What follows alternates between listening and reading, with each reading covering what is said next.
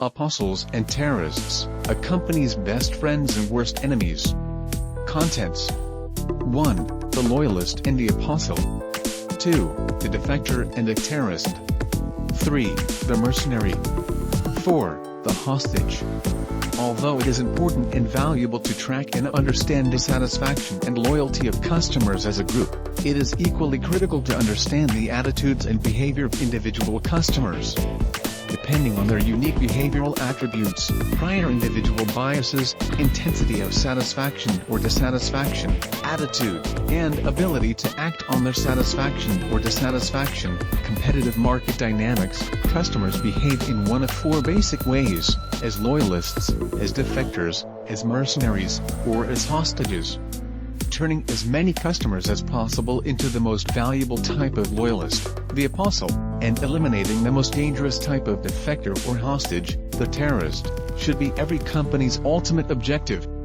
See the table: individual customer satisfaction, loyalty, and behavior. The loyalist and the apostle. In most cases, the loyalist is a customer who is completely satisfied and keeps returning to the company. The loyalist is a company's bedrock.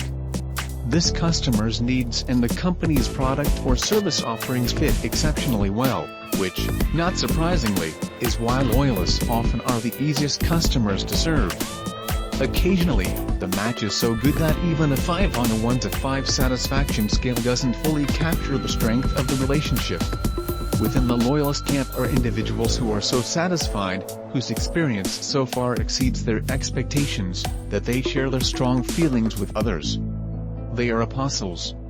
One company that excels in creating apostles is Intuit, maker of Quicken, the phenomenally successful financial management software. Although Intuit has fewer than 10 sales employees, it has hundreds of thousands of salespeople, its highly satisfied customers, who found the company's product and its customer service staff so responsive to their unique needs that they had to tell someone else. When you treat a customer so well that he or she goes out and tells 5 friends how great it is to own your product, that's when you're doing it right, says Scott Cook, Intuit's co-founder and chairman of the board. Treating customers exceptionally well does not mean merely treating them well when everything basically is going right. It also means treating them exceptionally well when something goes terribly wrong.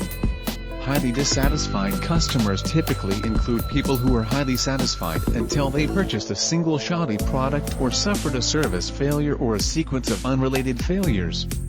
If a company excels in making amends, that is, in recovering when such failures occur, customers' faith in the company is not just restored, it is deepened. And they become apostles, spreading the good word about the company to potential customers. Of course, a company can only turn such customers into apostles if they come forward. For this reason alone, it more than pays to provide customers with numerous opportunities to express their dissatisfaction. Companies with world-class recovery organizations frequently ask customers if they are satisfied. Provide toll-free customer comment numbers, fully involve frontline employees in the crusade to identify and help customers frustrated by service or product failures, and regularly review their approaches to dealing with customer problems. The defector and the terrorist. Defectors' ranks include those who are more than dissatisfied, quite dissatisfied, and neutral. The merely satisfied many more than most managers realize defect too. And as we've said, so do once highly satisfied customers who have encountered failures. Letting those customers defect is perhaps the biggest mistake managers can make. When a company has strong processes in place to understand such customers' needs better and to shower attention on them if isolated problems strike, most of them can be converted or turned once again into highly satisfied customers. Not all defectors should be retained, however. The unreasonable demands of unhappy customers whose needs do not fit with the company's capabilities can devour excessive resources and wreak havoc on employee morale. For just this reason, such outstanding service organizations as Nordstrom Department Stores, Sewell Village Cadillac Company in Dallas, and Southwest Airlines regularly fire customers they cannot properly serve. They recognize counterproductive efforts when they see them. The most dangerous defectors are the terrorists. These are the customers who have had a bad experience and can't wait to tell others about their anger and frustration. They are the airline passengers who because of bad weather were stranded at an alternate airport and were not given appropriate assistance. They are the retail customers who found that the product they just bought did not work and encountered an inept or uncaring service employee when they tried to get help or compensation. They are the new car owners who had to return countless times to try to get the same problem fixed.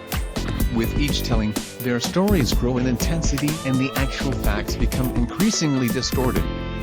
Unfortunately, terrorists generally are far more committed and hence more effective at telling their stories than apostles.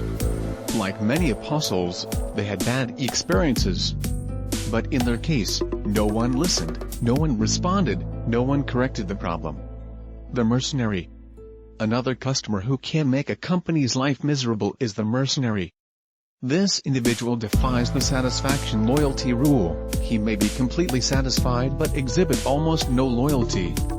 These customers are often expensive to acquire and quick to depart. They chase low prices, buy on impulse, pursue fashion trends, or seek change for the sake of change. Although it often takes as much effort to please them as to please long-term loyal customers, they do not remain long enough for the relationship to turn a profit. The hostage. Hostages are stuck. These individuals experience the worst the company has to offer and must accept it. Many companies operating in a monopolistic environment see little reason to respond to the plight of hostages. After all, these customers can't go anywhere. So why bother to correct the problems? There are two important reasons why companies should bother. First, if the competitive environment suddenly shifts, these companies will then pay the price. Their customers will defect quickly and many will become terrorists. Second, hostages are very difficult and expensive to serve. They may be trapped, but they still take every opportunity to complain and to ask for special service. Hostages can devastate company morale, and their negative impact on per-unit costs is astounding. Individual customer satisfaction, loyalty, and behavior.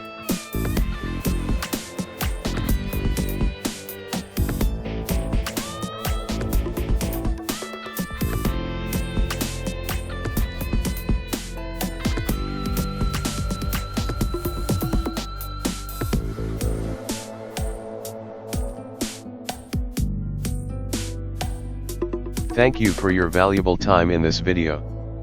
Please subscribe to our channel for more.